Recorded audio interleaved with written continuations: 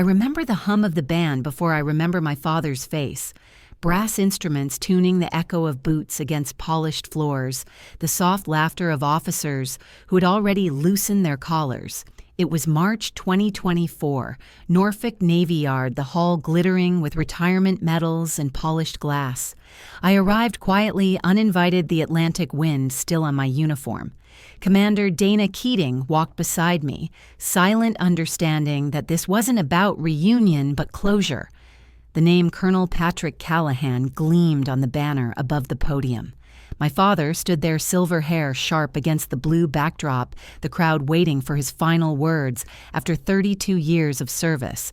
He had always loved stages. He scanned the room and his eyes caught me for half a second. No nod, no acknowledgement, just a measured pause and the faint twitch of a smirk. When he began his speech, the first words were about legacy, about command, about sons. He spoke of Michael, my brother, the man who never finished basic training, but inherited every ounce of his approval. The audience laughed at stories of discipline and courage. Then he looked in my direction, pretending to notice me for the first time. "My daughter's here," he said lightly. "She writes memos, not orders. Maybe one day she'll make something of herself."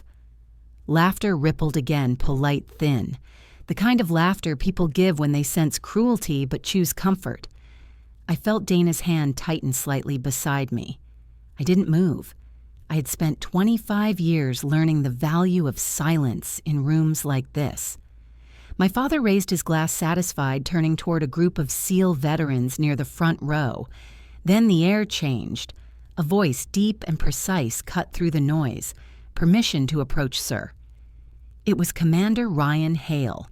He stepped forward from the crowd in his dress blues, the same man who once led SEAL Team 7 in the Pacific. The room shifted, murmurs fading. My father frowned, unprepared for formality from someone he had once commanded. But Hale didn't look at him. He walked past him, directly toward me. His boots struck the marble in rhythmic certainty, each step deliberate. When he reached me, he stopped, drew himself to full height and saluted. The sound of his palm meeting his brow echoed like a rifle crack. "Admiral Callahan, ma'am," he said clearly, voice carrying through the hall. "It's an honor to serve under your leadership."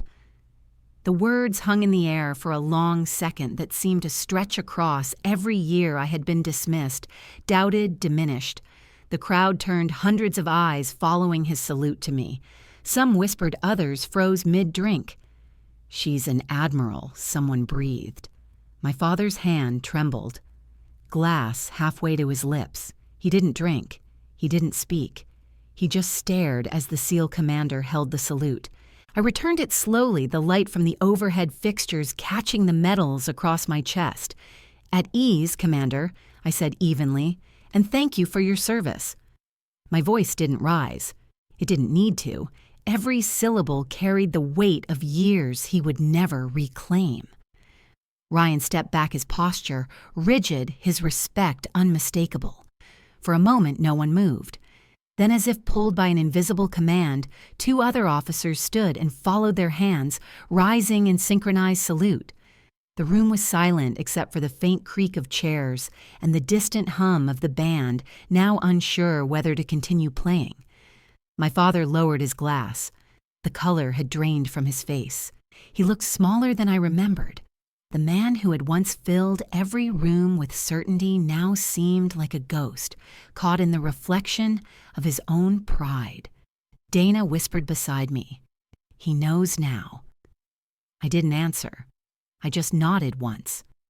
The salute ended and the chatter began again, awkward, fractured. The ceremony limped forward, but the moment had already been carved into memory. I walked toward the exit, each step steady, the fabric of my uniform brushing against the weight of my medals.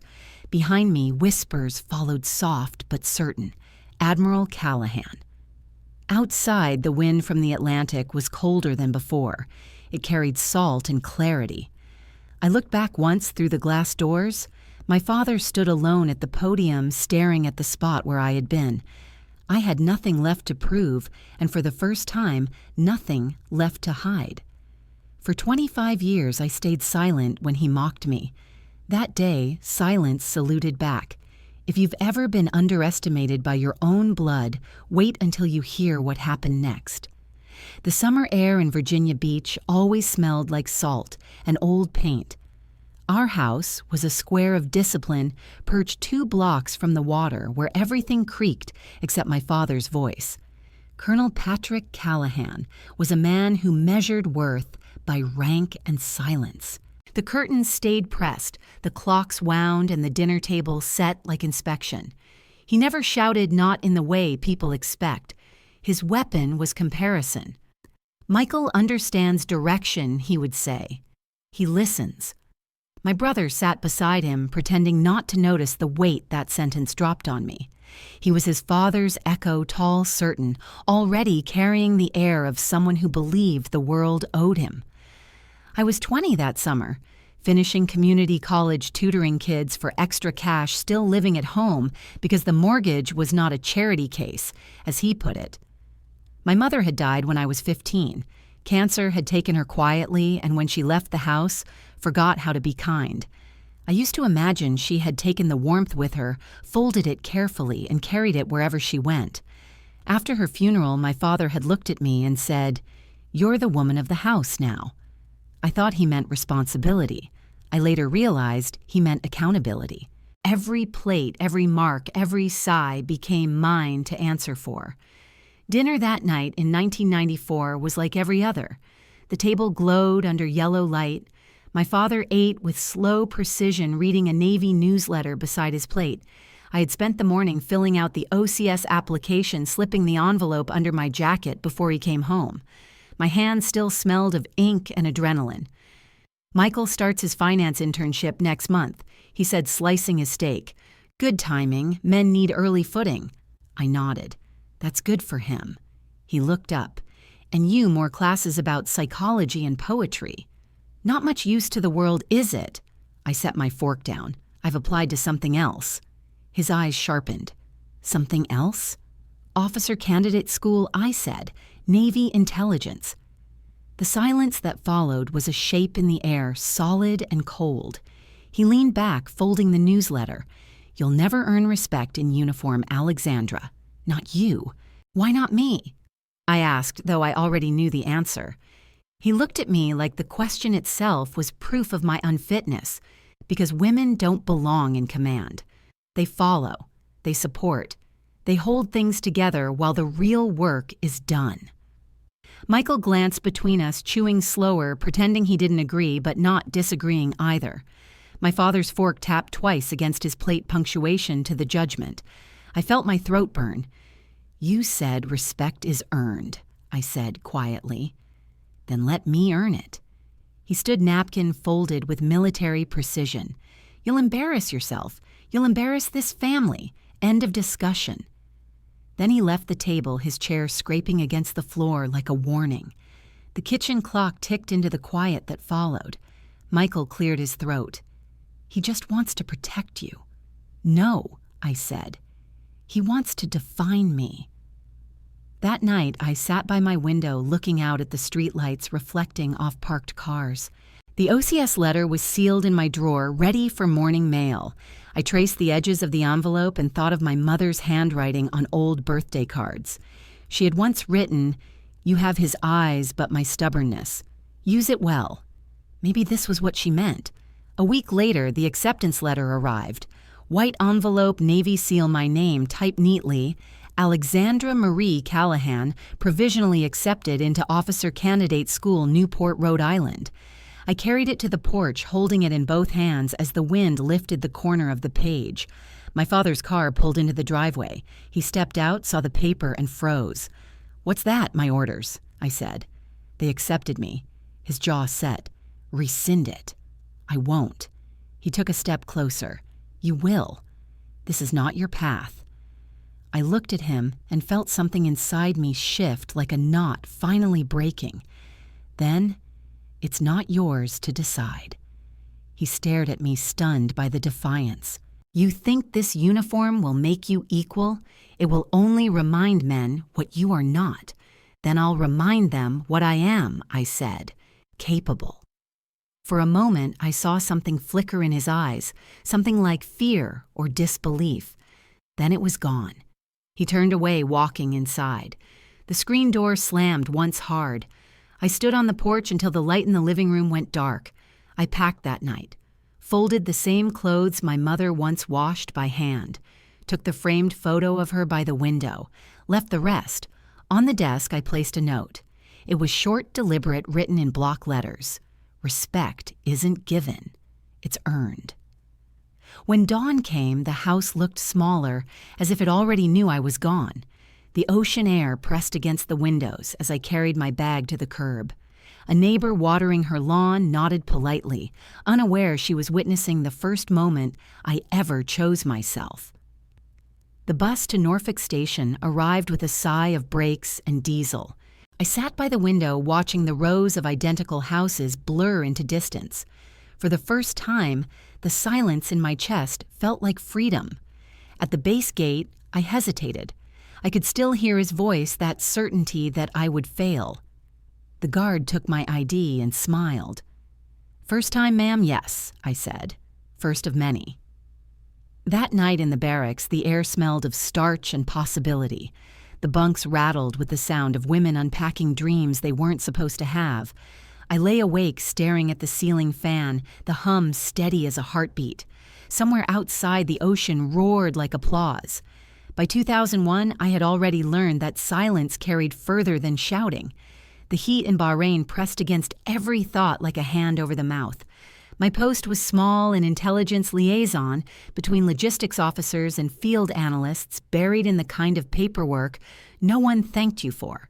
I worked in a windowless office that smelled of coffee and dust, sending encrypted briefs to commanders who would never remember my name. Outside, the air shimmered like metal. Inside, I read coordinates and patterns, the pulse of operations that depended on accuracy. It was the kind of work that mattered most when it was invisible. I did not mind. I had grown up in the shadows of men who believed visibility was proof of worth. I preferred precision. The first time I saw combat was not on purpose. The year was 2003, 2 months after my reassignment to Iraq. I had been stationed at a forward operating base near Basra, translating intercepted transmissions and reviewing satellite data. The siren started mid-afternoon, a sound that could split bone. The blast followed seconds later, a concussive wave that threw papers and light into the air. When I opened my eyes, the ceiling panels had fallen. The air tasted like copper. Someone was screaming. Through the smoke, I saw the edge of the fuel depot burning, the orange glow spreading fast. 3 officers were trapped near the eastern gate, one of them unconscious, a cable fallen across his leg. I did not think. Training took over.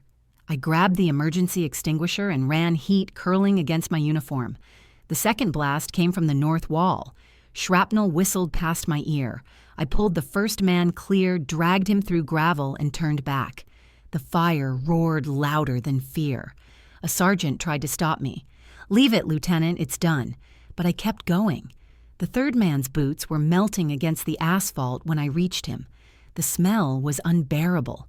I caught his arm, hauled him free, and rolled him into the dirt where others were gathering. When the medics arrived, my hands were shaking, but my voice stayed level. 3 accounted for, 2 conscious, oxygen levels dropping.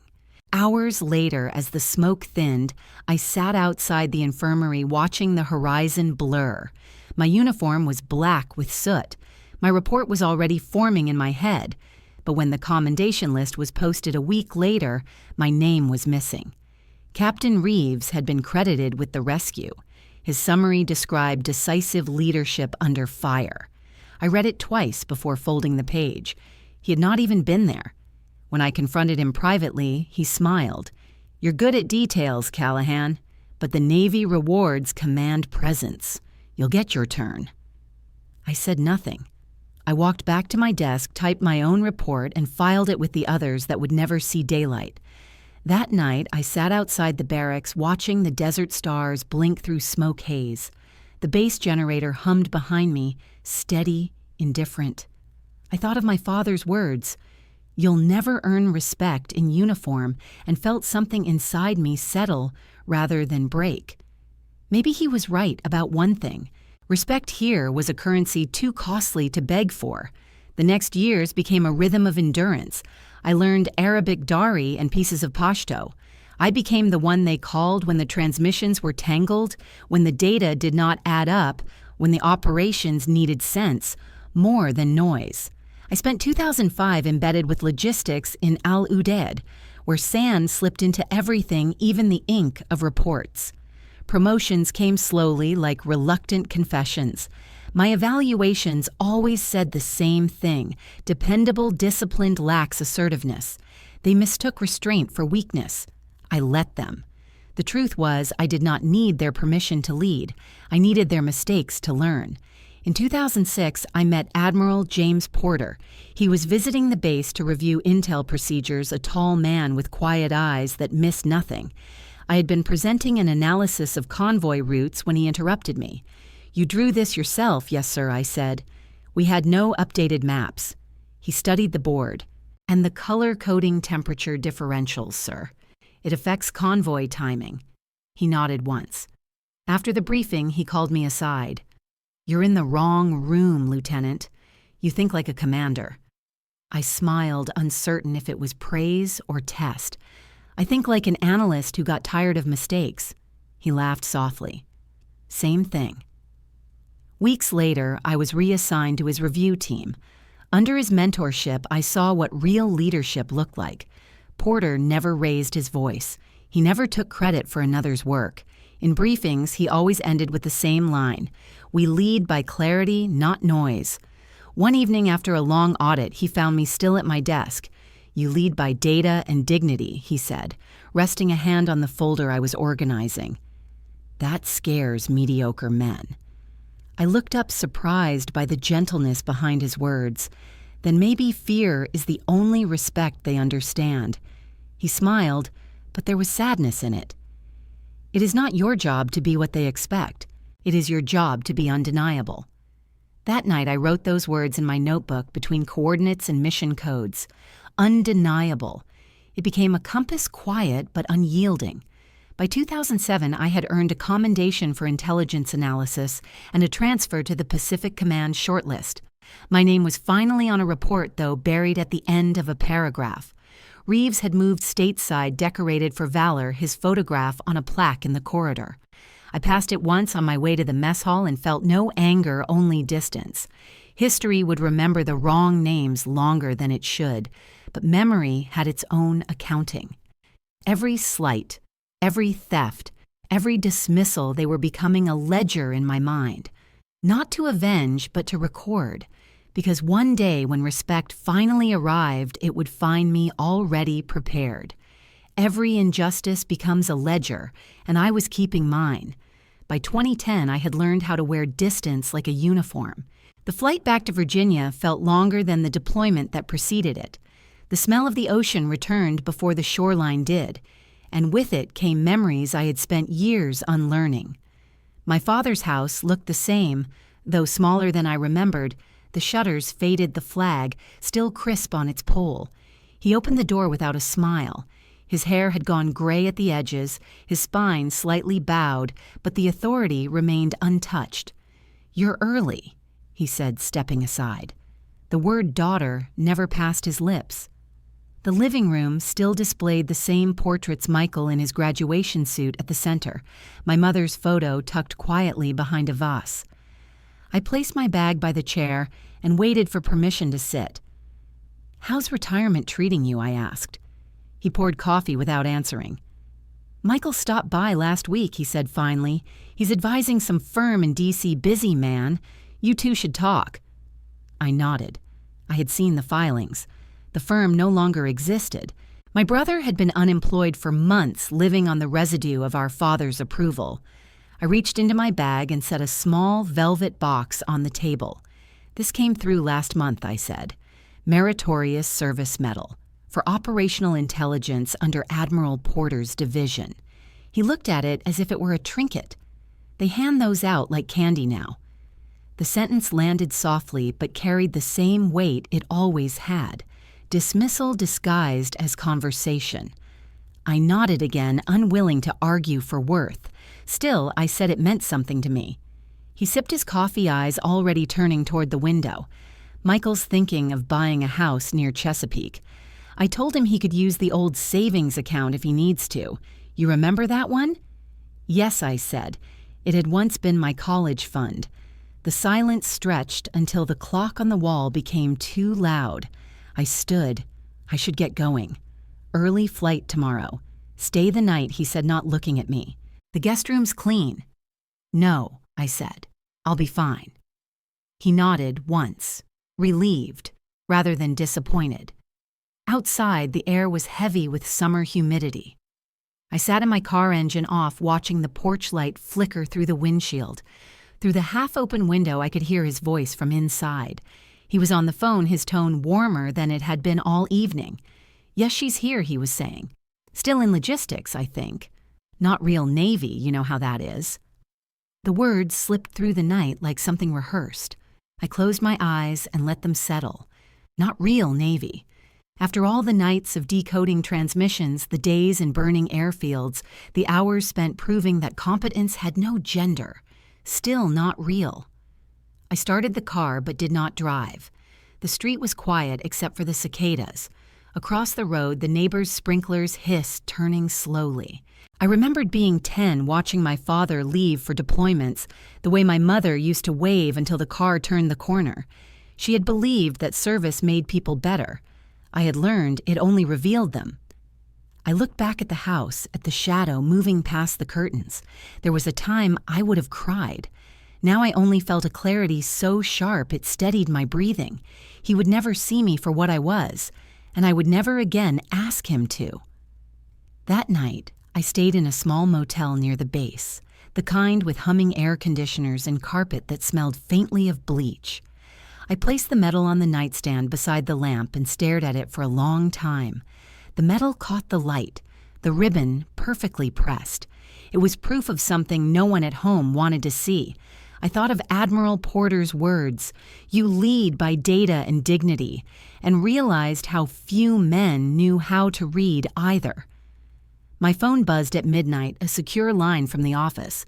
New assignment. Pacific Command. Guam. Report within 3 weeks.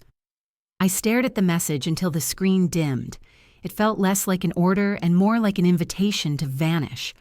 I closed the phone, turned off the lamp, and lay back in the dark. The hum of the air conditioner filled the room, steady as a heartbeat.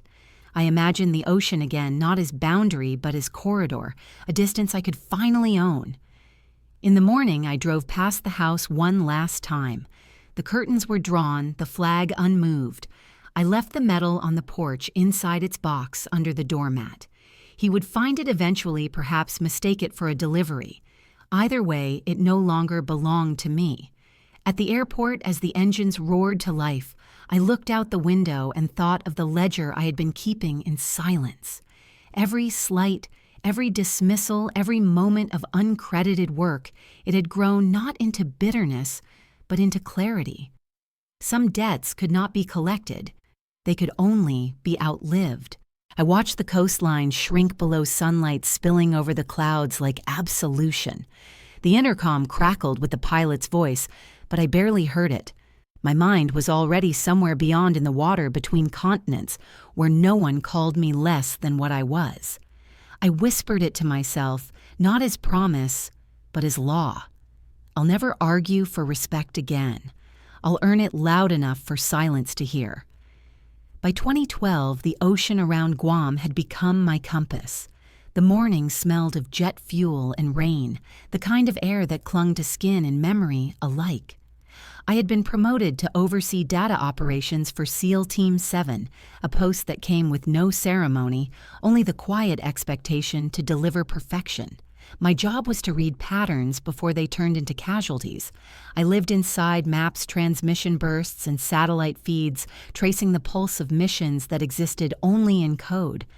The men in the field called us ghosts. We were the ones who saw danger before it bled. The first time I earned the call sign, Iron Widow, was not from courage, but defiance. It was June 2014, Oro 300 Hours, a classified operation near Hadramaut. Commander Ryan Hale led the team on the ground. The orders had come from a senior operations officer stationed 3 time zones away, insisting the team advance through a canyon flagged as clear. My data said otherwise. The thermal overlays showed unusual movement near the ridge, too linear to be wind, too cold to be livestock. I radioed the command channel. "Override the route," I said. The response came clipped. "Negative. Maintain directive. Area cleared by satellite recon." I stared at the feed, recalibrated, and saw its shapes under camouflage nets, metallic density signatures. Ambush. I hit the secure override. Team 7 reroute to Delta Grid. Do not proceed north. "That's not your call," the officer snapped. "Then court-martial me later," I said. "Right now I'm saving 6 lives." Silence followed. Then Hale's voice came through low and calm. "Copy that, Iron Widow." Minutes later, the feed erupted in heat bloom detonations exactly where the original route had been. The canyon was a kill zone. Hale's unit survived. The officer who issued the bad order was reassigned quietly. No apology came. None was expected. But the call sign stuck. Iron Widow. It began as a joke among operators, half awe, half wariness, and spread through the ranks like rumor made flesh. Hale later told me he had never heard anyone sound so calm with that kind of pressure. "You didn't yell," he said. "You didn't even breathe hard." "There's no oxygen in panic," I replied. He laughed. From that point forward, respect became unspoken currency between us. Hale was everything the Navy demanded in a leader: tactical, fearless, dangerously loyal. I was the one who translated chaos into direction. Together we became a pattern of efficiency that irritated more than a few egos. He once said, "You're the only person I trust to contradict me." I told him, "That's the only trust that matters." Over the next years, our missions took us from the Philippines to the Horn of Africa. I watched careers rise and collapse under the weight of politics, while we kept moving forward, invisible but essential. There was no romance between us, only recognition, the rare kind that does not need to be named. He knew I carried ghosts too heavy to share. I knew his belonged to brothers buried in sand. By 2018, I was promoted to Rear Admiral. The ceremony took place at Pearl Harbor, sunlight cutting across the deck, the flag rippling like a living thing. The applause was polite, the kind reserved for history rather than celebration. First female intel officer promoted to Rear Admiral at 44, the military press wrote the next morning. They listed my achievements like coordinates: Basra, Guam, Djibouti, Jakarta, but none of the quiet wars that came before. When the article reached Virginia, there was no message from my father, no congratulations, just silence the kind that could fill a house. My brother called instead. His tone carried the smirk, even through the phone. "Big news, huh? Guess you really milked the gender card this time." I let the words hang. "No," I said. "I milked competence." He chuckled. "Same thing these days." "Not for me," I said. "For me, it was survival." I ended the call before he could reply. That night, I sat in my office overlooking the Pacific, the medal from the ceremony still lying unopened on my desk. Outside, the sea moved like a steady machine. Inside, I thought of every man who had ever told me I didn't belong, every meeting where I'd been talked over, every report where my name appeared only as contributor. I wasn't angry. Anger was temporary. I was deliberate. Admiral Porter had retired by then, his health declining. He sent me a letter written in his careful, slanted handwriting. "You have done what we dreamed of, Alexandra. Leadership without apology. Keep it steady." I kept the letter in my desk drawer beside my OCS acceptance. Proof of beginnings and promises kept. Hale visited my office a few months later, his uniform dusted with travel. He handed me a folder and grinned. "New joint op in the works. Thought you'd want to see it before the brass ruins it." I opened it and scanned the data. "This is clean work," I said. "You're learning." From the best he said. His eyes lingered on the commendation plaque behind me. "They don't make noise about it, but they know who you are. "That's enough," I said. "For now." He nodded. "For now," he repeated and left. I stood by the window for a long time after he was gone, watching the light fade into the horizon. The title Rear Admiral did not change how I saw myself. It simply confirmed what I already knew, that respect was not inherited, not granted, not gifted by blood or bias. It was built in silence until the world had no choice but to acknowledge it. My call sign had started as an insult. It had become a name that carried weight. Iron Widow. To some, it meant the woman who defied orders. To others, it meant the officer who never flinched. To me, it meant survival, refined into purpose. The night air was thick with rain when I finally stepped outside. Somewhere across the Pacific, the teams I had guided were moving through shadows, trusting a voice they would never see. I looked up at the sky and thought of the girl who once left home with nothing but defiance and a single note. Respect isn't given, it's earned. Decades later, it was still true, and now finally it was visible. The retirement invitation.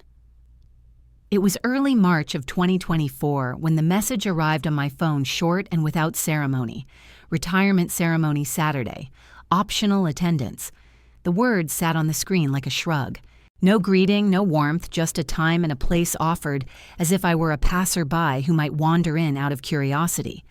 I turned the phone face down, let the quiet of my office return, and watched the gray light over the water thicken as the afternoon settled. Norfolk carries a particular kind of stillness before rain. It softens edges, makes even the cranes look contemplative. I could have ignored the message. I had ignored many before it. Yet the word retirement tugged with a finality that felt like a door closing whether I chose to stand in the frame or not. Closure is a quiet hunter. It tracks you across years and finds you in the most ordinary hours. I picked up the phone again and read the 3 short lines until their edges dulled. Optional attendance. I thought of the first time I had stepped through a Navy gate, the weight of a borrowed duffel on my shoulder, the sound of my father's chair scraping across tile when I told him I had been accepted. He had said I would embarrass myself. It had taken me a quarter century to understand that his prediction was a confession of his limits, not mine. I replied with a single word, noted. The week narrowed to practical details. I sent a brief to Dana, who had learned to read between my sentences. I ordered a small bouquet from a shop near Ghent White Lilies, with a single blue iris, not an apology, not a plea, only a courteous mark of the occasion. The clerk asked if I wanted a card. I said no. On Saturday, I dressed in full uniform, ribbons set straight, medals clean, shoes bright enough to carry the room's reflection. In the mirror, my face looked calm in the way old trees look calm, lines where years had weathered me, and a steadiness that came from knowing those years had not been wasted. Dana knocked once on my door and stepped in. She never filled silence with advice. She had the respect to let me breathe. She checked my collar, then my sleeve. Her finger paused at one ribbon as if taking inventory of a language she had helped me earn. "You do not need to do this," she said. "I know I said. That is why I am ready." She was quiet for a moment, then nodded. "If he still cannot see you, others will." I met her eyes. "If he still cannot see me, others will." We drove along the water toward the Navy Yard. The clouds had settled low enough to touch. The parking lot was already filling, men in suits, women in careful dresses, a handful of uniforms that had been pulled from closets for one more day of service. The hall smelled of polish and the thin sharpness of champagne. A small band warmed up near the stage brass, bright against the dim wood panels. I carried the bouquet in the crook of my arm, not as a tribute, but as a point of order. My father appreciated order. It had been the only language we ever truly shared. He stood near the podium, greeting guests with the cordial gravity of a man who knew every gesture would be remembered. His hair was more silver than I had last seen his shoulders narrower, but the certainty remained as steady as the grip of his handshake. When he saw me, he did not smile. He gave a single nod, then turned to the couple at his side. "This is my daughter," he said. "She works in paperwork at the Pentagon, a line delivered like weather." The couple laughed politely the way people laugh when they follow a cue rather than a joke. "Paperwork," the man said, tilting his glass as if to toast the word. "Real work is done in rooms without windows," his companion added with a small chuckle, and they both looked pleased with the familiarity of the sentiment. Dana's jaw tightened almost imperceptibly. I felt nothing rise in me except the old familiarity of being filed under less. I placed the bouquet on the reception table and turned back with a measured smile. "Something like that," I said. The band shifted into a march. Ushers began moving people towards seats. On the stage, a slideshow of photographs flickered to life. My father as a young officer boarding a ship under a clean sky. My father at a desk with maps spread around him like a fan. My father shaking hands with a visiting dignitary whose name the room would know without being told. The images were curated to create a line of victory that stretched unbroken from the past to the present. I recognized the art. I had done it myself with data for years, selecting the right points so a commander could see a story of order instead of chaos. Once everyone was seated, the master of ceremonies took the lectern. He spoke of years of sacrifices, measured in birthdays missed, and miles traveled of the steady hand of leadership that kept complicated things simple. He invited old colleagues to the stage. They took turns at the microphone trading stories polished by retelling. I listened as if to a language I had forgotten. The longer I sat, the more I felt the peculiar drift of being home and not home at once.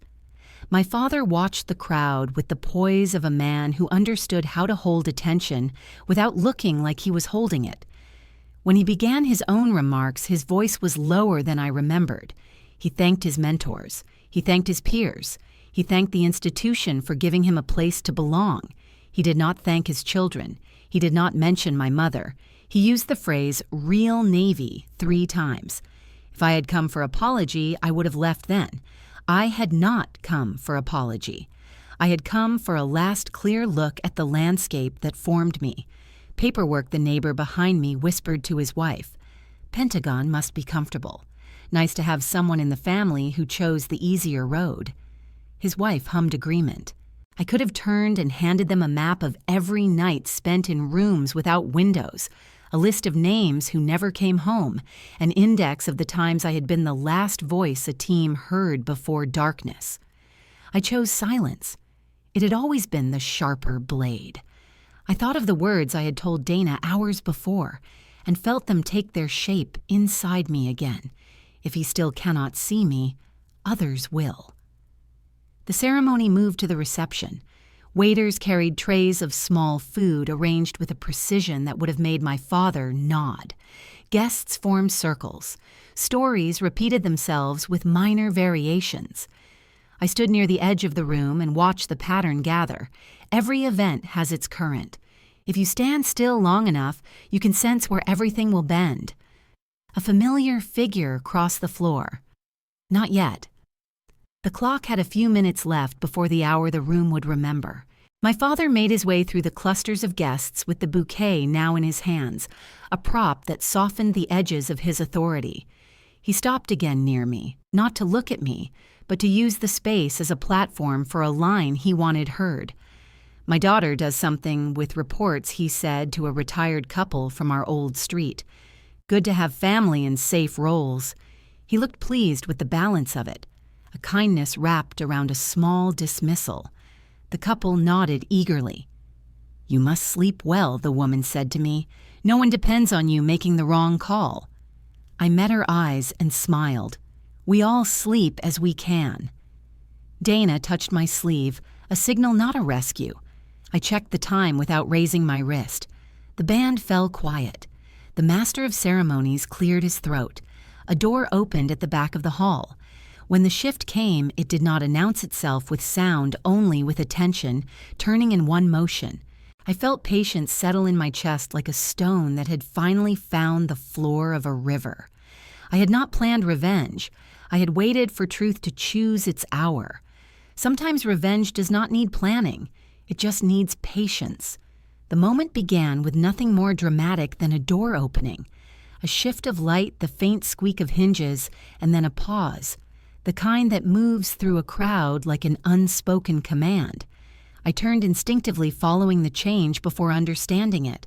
A tall figure entered the crisp navy fabric of his dress uniform, catching the glow from the chandeliers. Commander Ryan Hale. I had not seen him in person for 6 years. His hair had more silver now, the lines at the corners of his eyes deeper, but the steadiness was the same. He walked with purpose, scanning the room until his gaze found me. The air seemed to tighten as if the oxygen had chosen sides. He moved past the waiters, the guests, the whispers. Then, without hesitation, he stopped in front of me, squared his shoulders, and raised his hand in salute. The gesture was clean, precise, unhurried. His voice carried across the hall, cutting through every conversation. "Admiral Callahan, ma'am, it's an honor to serve under your leadership." The sound landed like thunder in a room built for polite applause. The word Admiral hung in the air longer than it should have, as though the walls themselves needed time to absorb it. The chatter died instantly. Glasses lowered, heads turned. My father's expression froze halfway between a smile and a question. I felt the room's confusion spill into a kind of stunned reverence. My uniform had said it all, but no one had been looking until now. I returned the salute, my voice steady. "At ease, Commander. Thank you for your service." Hale dropped his hand, nodded once, and stepped back, but the damage or the truth was already done. A ripple passed through the crowd. I caught the first whisper like a spark. "Admiral," then another. "Rear Admiral Callahan." The volume rose, not as noise, but as realization. A few of the older officers in attendance straightened reflexively, protocol overtaking surprise. 2 of my father's former colleagues, both retired captains, rose to their feet and saluted me as well. The motion spread slow but unstoppable. Chairs shifted, glass clinked. It was not chaos. It was order rediscovered. I saw my father's hand tremble as he tried to set his drink down. The rim of the glass caught, the light slipped and fell, shattering quietly against the floor. He did not bend to pick it up. His eyes were on me, searching for an explanation that would make the moment smaller. There was none. I met his stare and held it until the silence itself became its own kind of verdict. The band had stopped playing. Even the air conditioning hum felt distant. Dana stood near the doorway, her expression unreadable, but her eyes bright with something between pride and sorrow. The master of ceremonies cleared his throat once, twice, but the microphone remained mute. Hale stepped aside, letting the attention settle where it belonged. I took a slow breath. My voice was calm when I spoke, meant not to echo, but to endure. My father taught me to respect rank. Tonight, I'm grateful he taught me how it's earned. The words were not scripted, but they landed with deliberate precision. A few people exhaled audibly as though the room had been holding its breath since the salute. My father's mouth opened, then closed again. He looked smaller, somehow, not from age, but from the sudden absence of certainty. The uniform had always been his armor. Now it was mine. The same fabric, different weight. I stepped forward, extended my hand to Hale. "Thank you for reminding us of what service looks like, Commander." He shook my hand firmly. "The honor is mine, Admiral," he said quietly. Then he turned and joined a small group of officers near the back, leaving the spotlight behind him. The ceremony stumbled forward.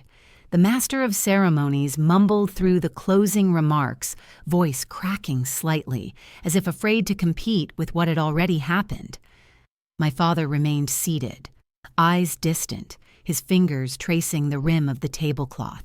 When the final applause came, it was hesitant, fragmented, unsure whom it was meant for. I felt the heat of the lights against my face, the weight of medals against my chest. I had worn them countless times before, but never had they felt so heavy with meaning. I turned toward the exit, the whispers trailing me like a current. Behind me, someone muttered I had no idea she was, and then silence again. Outside, the night air hit like cold water. I stood under the awning for a moment, breathing, listening to the muffled confusion still alive inside the hall. Dana joined me, her shoes clicking softly against the stone. "You planned that," she said. I shook my head. "No, I just stopped hiding." She nodded. "Sometimes that's the same thing." I looked back through the glass doors. My father was still sitting, staring at the floor, surrounded by people who no longer knew what to say to him. He had spent a lifetime teaching others to salute. Tonight, one had shown him how it felt to earn it. The irony was not cruel. It was symmetrical. I thought of the words I had once written in a letter decades ago, the note he had never acknowledged. Respect isn't given. It's earned. Tonight, it had returned home, wearing full dress whites. As I walked toward the car, the wind lifted faint strains of the band, restarting inside a melody too late to cover what had already changed. I opened the door, paused, and looked back one last time at the glowing hall. For years, I had believed that silence was submission. Now I understood it could also be strategy. Respect was never his to give. It was mine to command. After the salute, the phone rang before I reached the Chesapeake Bridge, and I knew it would be him. The screen flashed his name as the wipers brushed a fine line of rain from the windshield. I answered on the second ring and left the window cracked for air that smelled of salt and metal. "Why did you not tell me?" he said. There was no greeting, no reference to the ceremony, just the question cut down to the bone. "You never asked," I said. For a long second, there was only the hiss of the road under the tires. Then he tried to rebuild the old scaffolding of authority. "I wanted you safe," he said, not in command. I kept my voice even. "You wanted me small." The line went quiet. In the silence, I could hear something like paper shifting, as if he had reached for words and found only old notes. "You have always twisted things," he said finally, soft and tired, not with anger, but with the dread of a man who had discovered that his map was wrong. I wanted to say that I had bent nothing, that the truth had simply grown where he could not see it. Instead, I repeated the only answer that mattered. "You never asked." He said my name as if it might bring me closer. "There are things you do not understand. There are rooms where men have to carry the weight so that others do not have to." I pulled off at a turnout and let the car idle. I could feel the pressure in his voice, not as care, but as habit. "You taught me to carry weight," I said. "You just did not expect me to carry it farther than you." The rain deepened. In the background, I heard a door close, the murmur of voices receding, as if he had stepped into an empty hallway. "People are talking," he said. "They think I did not know." "You did not," I said. He breathed out once. "I thought that keeping you away from command would keep you safe." I said nothing. He was not asking for forgiveness.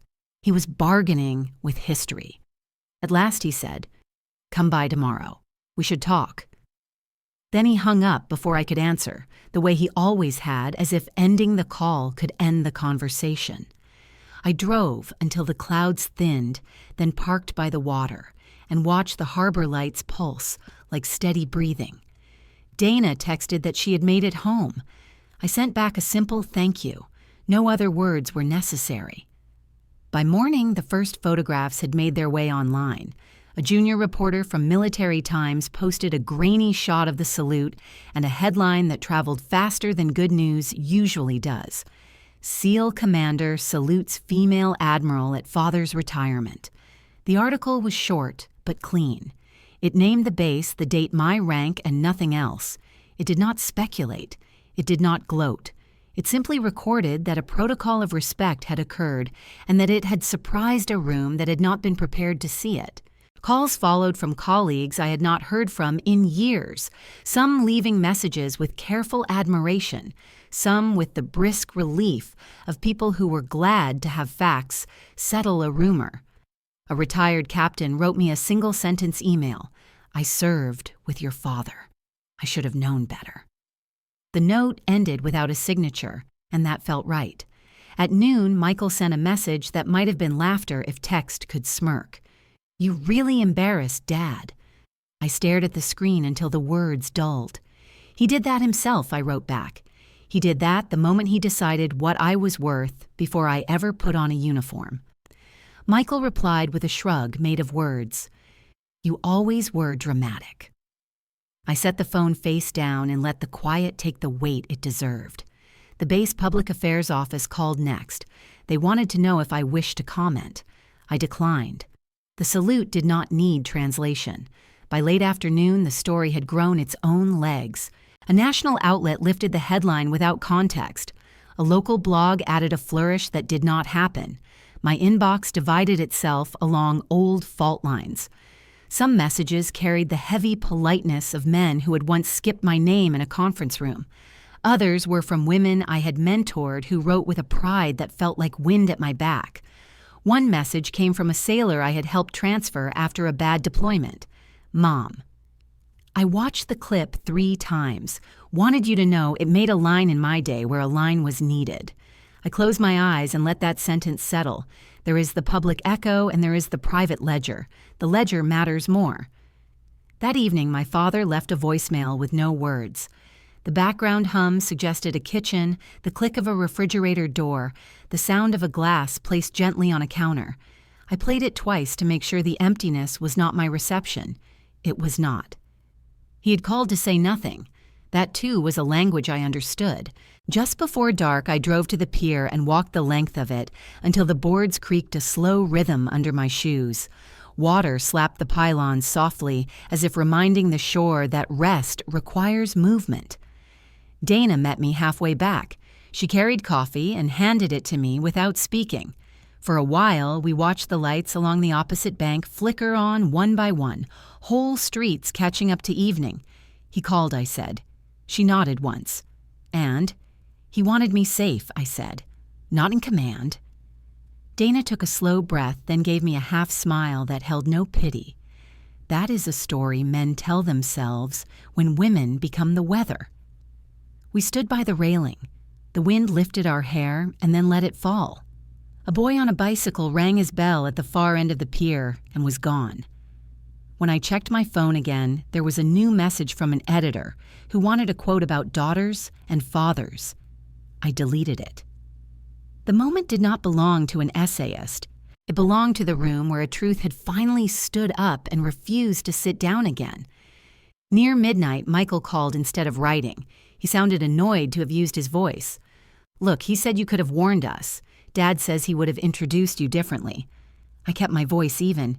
He introduced me exactly as he chose. Paperwork. Comfortable. Not real? Michael scoffed. "People exaggerate. You know how these events are." I did know. I had watched them for 3 decades. I let the silence do the work, then said, "If you want to help him stop pretending the story did this, he did it. He made the stage and wrote the lines. He fell through his own trap door." Michael hung up with a muttered, "Whatever, that sounded very much like a boy trying to end a conversation he could not win." I turned off the phone and sat in the dark with the window open to the scent of the water. Fatigue came slowly, not as collapse, but as release. The morning would bring smaller aftershocks. Neighbors would whisper. Former colleagues would forward links. My father would try to recast the moment in language he could survive. I did not have to follow him into that maze. Late the next day, I walked past a newsstand and saw the headline again. The photograph had been cleaned up, the angle sharp, the salute clear. I bought the paper and folded it once, then slid it into a file at home under a tab with no name. It was not a trophy. It was a record. A week later, my father asked to meet. We chose a bench on the boardwalk rather than a table where knives are offered and habits return. He looked older than the photograph on the program. He held his hat in both hands. I waited.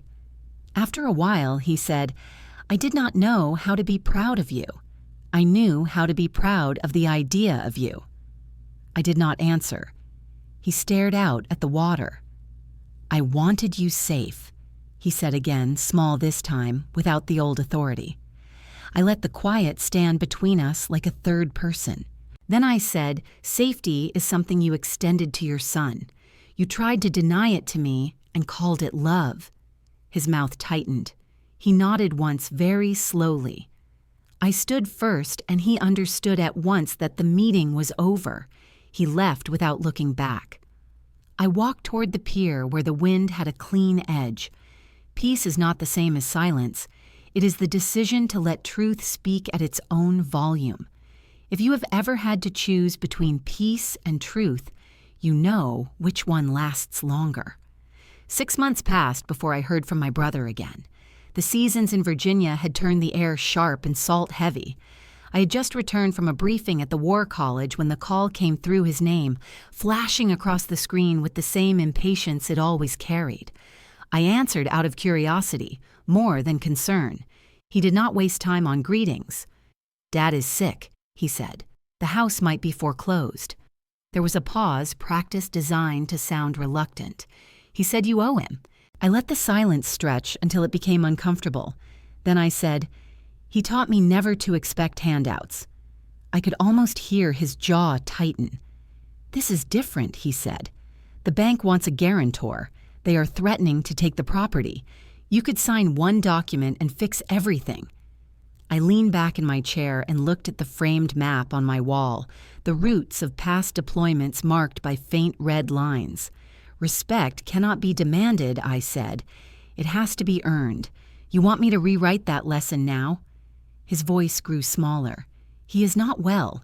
He says he just needs time." "I have given him 30 years, I said. "How much more time does he need?" The conversation ended with a click, not of anger, but of recognition. He knew the line he had crossed had been marked long ago. The next morning, a courier delivered an envelope thick with documents. The bank letterhead was printed in cold ink, the numbers clean the debt heavy. A note from Michael was clipped to the top. "Sign here, and we can all breathe again." I read every line carefully, then folded the papers and placed them back in the envelope. No one learns to swim by being rescued. I left it by the door for return. That evening, I received a second envelope, smaller, handwritten. My father's script was still sharp, though slower. The ink pressed too hard on certain words. "Maybe I was wrong," it began. "You made something of yourself. I wanted to protect you, but perhaps it was myself I was protecting." The next sentence wavered. I thought command would change you, make you cruel, but maybe it was me who forgot what command means. I stopped reading. There are letters that do not deserve to be finished. I folded it once and set it aside. Later that night, I walked down to the dock near the house, the water black and full of small sounds. The wind carried the smell of pine and engine oil, the same scent that had followed me through every base, every hangar, every waiting room where men had spoken of bravery as if it were currency. I thought of the house my father was about to lose, the mortgage, the debts, the pride that had always cost more than he admitted. There had been a time when I might have intervened not for forgiveness, but for order. Now it felt like tampering with justice. The bank did not owe him loyalty. Neither did I. By morning, the news reached me through Michael. The house had been sold to cover arrears. He sent a message filled with outrage, all directed outward. "You could have stopped this." I typed a single reply. "I already did once." He did not answer. The next week brought more headlines about the ceremony still circulating through smaller papers and forums. The photograph had become its own parable about legacy. Some praised it as poetic. Others called it cold. I read none of them. Stories take the shape the listener needs. Mine had already found its ending. One evening, while sorting old files, I came across the first letter I had ever written my father, the one I had left on the kitchen table the day I joined OCS. "Respect is not given, it is earned." The handwriting looked young, too careful, the ink smudged where my hand must have trembled. I placed it beside the new letter, the one that began with, "Maybe I was wrong." The symmetry was almost mathematical. I realized I felt no triumph, no bitterness, only the slow settling of balance. The years between those letters had not been wasted. They had built the distance required for truth to be seen clearly. I burned the new letter in the sink, watched the paper curl and lift the ink, turning to smoke that disappeared before the guilt could take form. Some apologies are too light to lift the weight of decades. Dana called later that night. I could hear music in the background, the low hum of conversation. "He reached out, didn't he?" she asked. "Yes. And he said he was wrong." "That's something she said." "It is," I replied. But it came too late to matter. She was quiet for a moment. Then she said, "Maybe that's what justice looks like sometimes. Not a verdict, just an ending." I smiled. Maybe. The following week, the Navy invited me to give a lecture on adaptive leadership. I opened with a single line from Admiral Porter's old notes. "Power, when earned, requires no explanation." When I finished, a young officer asked if I believed respect could ever be restored after being denied. I told him the truth. Respect can be rebuilt, but only by those who no longer need it. The room went silent for a long second before the applause began. That night, I stood on my porch overlooking the dark water, the sound of waves folding into each other. Somewhere across the bay, the house that had been my father's now belonged to strangers. I imagined the porch light flicking on new footsteps crossing the threshold, a family unaware of the history their walls held. It did not make me sad. It made me free. In the quiet, I found something close to peace. Not the fragile kind that depends on forgetting, but the steady kind that comes from no longer explaining who you are. The tide moved in slow rhythm below, unhurried, indifferent, complete. The public reckoning. The invitation arrived in a white envelope that felt heavier than its paper. The seal of the Department of Defense glinted in the corner, the script formal and certain. A celebration of women in uniform would be held in Washington, D.C., a ceremony to honor service that had often been rendered without applause. My name appeared in the program with a brief note beside it. Keynote remarks by Rear Admiral Alexandra Callahan. I read it twice and set it aside, letting the quiet of my study hold the words until they became ordinary. The morning of the event, I woke before dawn and stood by the window as the pale light found the river. In the glass, I could see my reflection layered over the water and the low outline of the city I had served for years, without asking it to serve me back. I dressed in full uniform and pinned each ribbon where it belonged, every color, a sentence from a chapter that had almost been lost to other names. Dana arrived with coffee and a look that needed no translation. She checked my collar, as she always did, a ritual that steadied us both. When we stepped into the car, the driver greeted me by rank with a tone that was natural rather than performative. Downtown, the streets were already narrowing with barricades and camera vans. Washington wears ceremony like an old coat. It knows how to hold weight without looking tired. Inside the hall, light fell from a high ceiling onto rows of chairs filled with uniforms and dark suits and a smattering of dresses that carried the careful grace of spouses who had done their own form of service. The stage was set with an American flag and a podium whose seal seemed to breathe with the room. I could feel the hum of broadcast equipment even before I saw the red tally lights. Reporters milled quietly, their voices clipped in rehearsal, their eyes already on the story they wanted to tell. The master of ceremonies began with names that deserved to be heard out loud: pilots, medics, cryptologists, commanders. The applause gathered itself across the hour and did not feel forced. When he introduced me, the microphones brightened like small suns. I walked to the podium and let my hands rest on its edge for the space of a breath. The cameras shifted but did not intrude. I could imagine living rooms and waiting rooms and office break rooms where strangers would watch my mouth form words and decide if they belonged to them. I began where the truth would not turn sentimental. I spoke of missions that never made the news because success is quiet when measured correctly. I spoke of decisions that had to be made in the space between two breaths and the cost of certainty when every other voice in the room wanted comfort. I thanked the women who taught me that leadership is not a contest of noise but a discipline of clarity. I thanked the men who understood that respect is not a ration to be guarded, but a force multiplier to be given. Then I let the line that had carried me for decades step forward and ask its question without apology.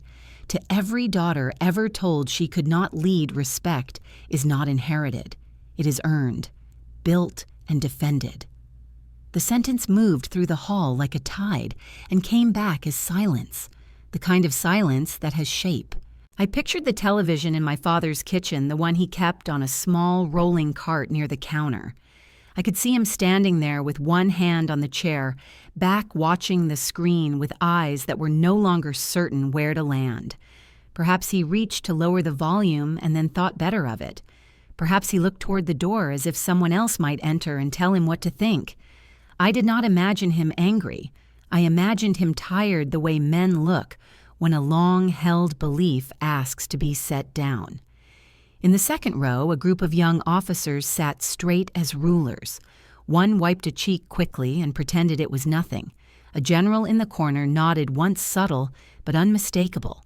The master of ceremonies shifted in place, relieved by the balance of emotion and order. When the cameras cut to a wide shot, the hall looked smaller than it felt. That is the tricky truth of broadcast. It reduces largeness into frames that can be carried in the hand. But the sound refused to be small. I continued without rhetoric. I spoke of a convoy rerouted by data when instinct would have taken it into a canyon. I spoke of a team that lived because a single voice refused to outsource judgment. I did not name the call sign that had followed me. I did not need to. The story had already learned to walk without it. Somewhere in Norfolk, a neighbor who used to water his lawn with the hose, cradled under one elbow, must have looked at the screen and said what he had once said to my father with a laugh. "That is Pat's daughter." This time the words would not land as a diminishment. They would ring like a late correction typed over the old line. The camera fed that traveled to national outlets clipped each sentence into a clean cut, but the room was allowed to keep the pauses that mattered. I closed by giving back the approval I had once chased. I used to chase his approval. Now I command my own fleet. I did not mean ships, I meant the work. I meant the teams who trusted a quiet directive without needing it to be loud. I meant the line of daughters behind me who would never again have to pretend that competence was a borrowed coat. The ovation began before I stepped away from the microphone. It rose in one motion, a sound too large to be contained by the hall or the feed or the carefully written captions already waiting in newsroom scripts. People stood and kept standing. The applause did not ask for more. It marked the end of a chapter and the beginning of a calmer one. When I turned from the podium, I saw Dana in the wings, her smile small and steady, the way a lighthouse never begs for attention, but insists on its function. The master of ceremonies shook my hand and whispered "thank you," as if the words were instructions. Backstage, the lights were cooler and the air less sweet. An aide pressed a water bottle into my hand. A reporter tried to catch my eye and then thought better of it. I sat on a flight case for a moment and let the world return to ordinary size. My phone vibrated with a message that had only 3 words. I saw it. No name, no punctuation. I knew it was from my father. For a moment, I held the phone and felt the long, slow turn of the years between us. I did not reply. I did not need to. Outside, the sky had cleared into the kind of blue that makes the city look honest. When we stepped into the daylight, the cameras followed us to the curb and then gave up as if the story had decided where it wanted to end. In a living room miles away, a man leaned back in his chair and watched the screen go dark. On a quiet street, a neighbor pulled his car to the curb and turned to the person beside him and said with a soft astonishment, "That is both praise and apology. That is Pat's daughter." In the hall that we had left behind, crews folded chairs and rolled cables and restored the room to its resting state, but the air held a trace of applause that would not settle. Some reckonings do not require punishment. They ask only for light, standing ovation. The house near Virginia Beach faced the ocean with a view that changed every hour, the tide rearranging itself with the patience of something eternal. I had chosen it because of that rhythm. After decades of noise, I wanted to live where time did not need explanation. The mornings began with the sound of gulls and the faint murmur of the War College across the inlet. Teaching had come easily, not because I sought it, but because stories demand listeners who have not yet been bruised by repetition. My students arrived with bright eyes and careful posture, their notebooks filled with acronyms they had not yet learned to respect. I taught them that leadership was less about orders and more about bearing. That authority did not shout, it aligned. Between lectures, I would walk along the shoreline, letting the sand erase each footprint as it chose. The quiet became a kind of language one I no longer had to translate. One afternoon in late autumn, a knock came at the door. When I opened it, Ryan Hale stood on the porch with the same posture that had once steadied entire missions. He was out of uniform now, civilian clothes soft at the edges, but the steadiness remained. I had not seen him since the ceremony in Washington. He held a small frame wrapped in brown paper. "I thought you might want this," he said. Inside the photograph was old and sun-faded. SEAL Team 7 lined up in front of a helicopter, dust rising around them. In the corner, a caption written in black marker. "To Iron Widow, you saved more men than you'll ever know." I traced the words with my thumb, the texture of ink still raised slightly from the surface. I remembered that day. The desert light, the static in the radio, the voice that cut through panic like calm water. "Thank you," I said quietly. He smiled. They never forgot. I gestured for him to sit. We carried coffee to the porch where the air smelled of salt and distant rain. The horizon stretched in the late afternoon gold, the waves folding over each other in long breaths. For a while, neither of us spoke. The silence between people who have shared danger is not awkward. It is ceremonial. Finally, he said, "Your father must be proud now." I looked toward the horizon.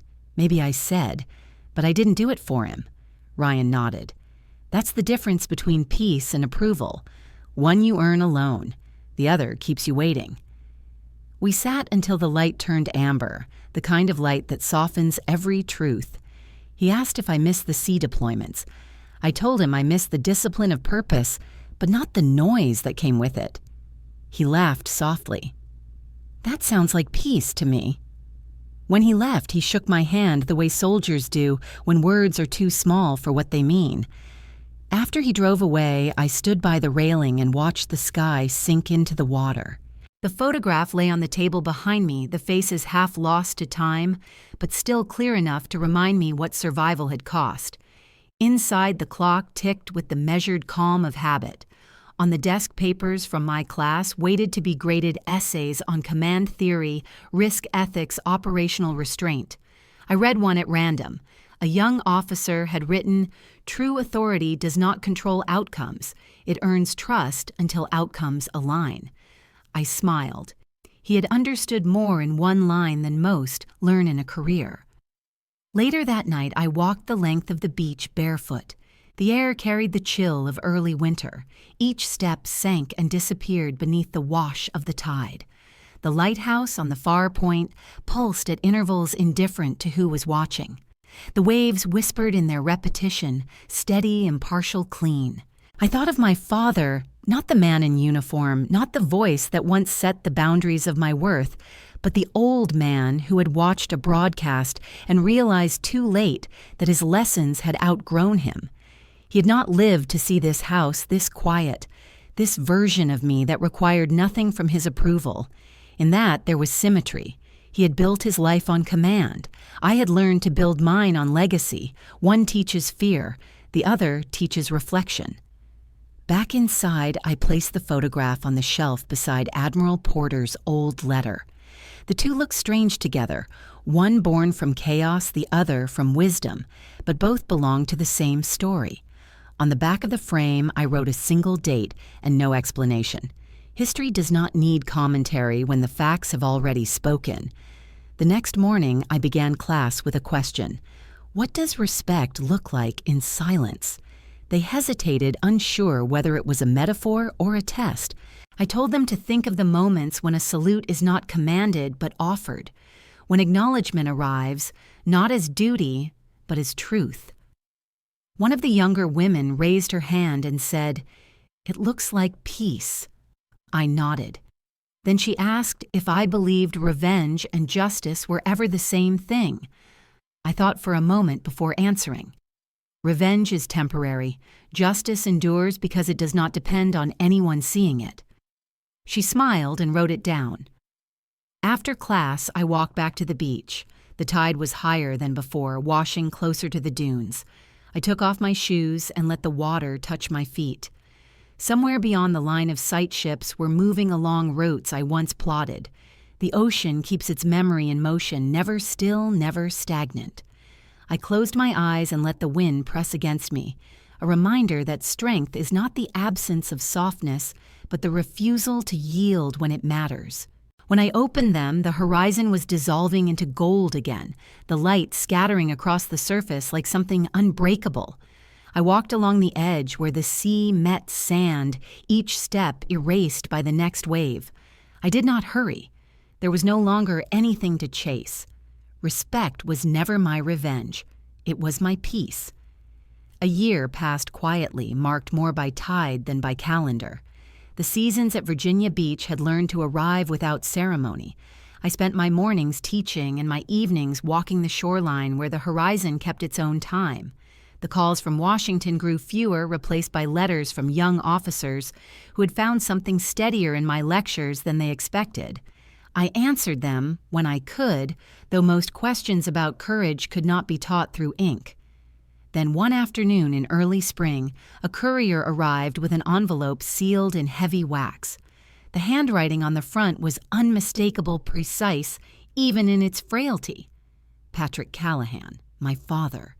Inside was a letter dated 2 weeks earlier, written in a script that wavered at the edges, but still held the discipline of a man who once believed he could control the world through neat lines. "Alexandra," it began. "If you are reading this, then the tide has gone out for the last time. I have no eloquence left, so I will settle for honesty. I was wrong about what strength meant. I thought keeping you small would keep you safe. I mistook obedience for love and pride for protection. You were never meant to be like me, and I am grateful for it. The lawyers will send you what remains of the house. I have left it as it was, except for the lockbox. You will know which one." The letter ended with a single line written larger than the rest. For the Admiral, I once underestimated. I sat for a long time holding that page, the paper soft from too much handling the ink, pressed hard as though force could replace feeling. Outside the window, the afternoon light slanted across the waves, gold and restless. When I finally drove to the old house, the neighborhood felt smaller than memory allowed. The flagpole was gone. The porch rail rusted, the shutters faded to a dull green. The air smelled of pine and dust, and the kind of silence that follows a long argument no one won. Inside, the furniture waited like obedient soldiers at attention. On the mantel sat the photograph of him and Michael at a baseball game, both younger, both certain of their world. I did not touch it. In the corner stood the old lockbox, the one that had been in the house since my childhood gray metal, with a dent near the handle. The key had been taped to the back of the letter. The lock gave way with a tired click. Inside lay a stack of documents, his service medals, and an envelope yellowed with age. Beneath them, a smaller folded paper caught my eye. My own handwriting stared back at me from decades earlier, the ink faded but still legible. Respect isn't given, it's earned. I had written it the day I left home in 1994, when my conviction was louder than my understanding. My father had kept it all these years tucked beneath the records that defined his own worth. I unfolded it carefully, the edges thin as ash. For a moment, I saw my mother's face instead of his, her quiet strength in the way she had balanced his gravity. I realized she had believed both of us could change him through love me through distance. She had been half right. I placed the note back into the box and closed it. The sound of the latch was softer than I remembered, like a breath released after too long. I walked through each room without touching anything. The kitchen window still looked onto the same street where we had once waited for his car to appear at the end of deployments. The hallway still carried the faint smell of oil and brass polish. Memory had not aged, it had only learned to whisper. Before leaving, I opened the back door. The wind came in, easily lifting the curtain with a small wave. From there, I could see the ocean through the gap between houses, the horizon unbroken. I stood until the air turned cool against my face. Closure is not an event. It is an agreement between past and present to stop revising each other. I locked the door behind me and placed the key in the mailbox for the new owners. The drive home was quiet except for the steady rhythm of the tires against asphalt. I did not cry. Grief had already done its work in smaller doses years ago. At home, I set the letter on my desk beside the photograph of the SEAL team. The words, "For the Admiral I once underestimated," faced the light. I left them there not as forgiveness, but as record. Some debts settle themselves in silence. Outside, the waves were rising with the evening tide. I walked down to the shore, the sand cool beneath my shoes. The water moved toward me and withdrew again, the same patient cycle that had outlived us all. For years, I thought earning respect meant proving him wrong. Now I know it meant proving myself right. I stood until the horizon blurred into night, the line between sea and sky disappearing in a single color. The air tasted of salt and closure. If this story hit close to home, tell me whose respect are you still chasing, and is it worth the silence?